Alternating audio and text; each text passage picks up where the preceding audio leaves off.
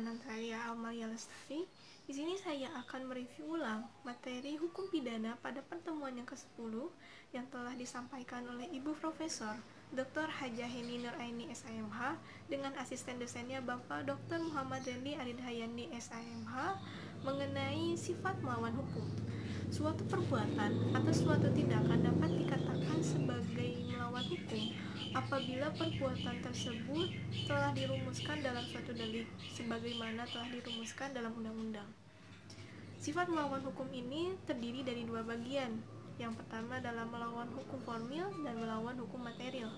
Suatu tindakan atau suatu perbuatan dapat dikatakan sebagai perbuatan hukum formil apabila tindakan tersebut telah dicantumkan sebagai tindak pidana dalam undang-undang dan telah diberikan sanksi. Dan suatu tindakan ini dapat dihapuskan apabila tercantum juga dalam undang-undang.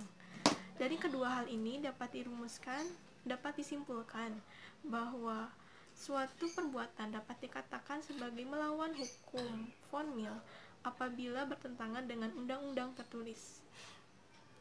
Yang kedua adalah melawan hukum material. Suatu tindakan dapat dikatakan sebagai melawan hukum material apabila tindakan tersebut tercantum dalam undang-undang sebagai tindak pidana dan diberikan sanksi.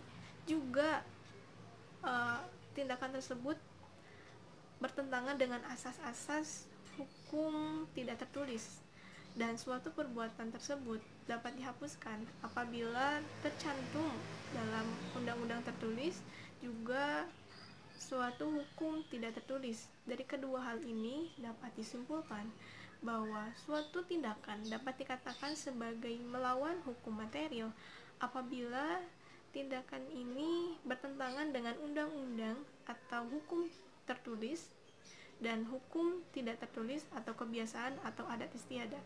Sekian yang dapat saya sampaikan. Mohon maaf bila terdapat kesalahan. Terima kasih.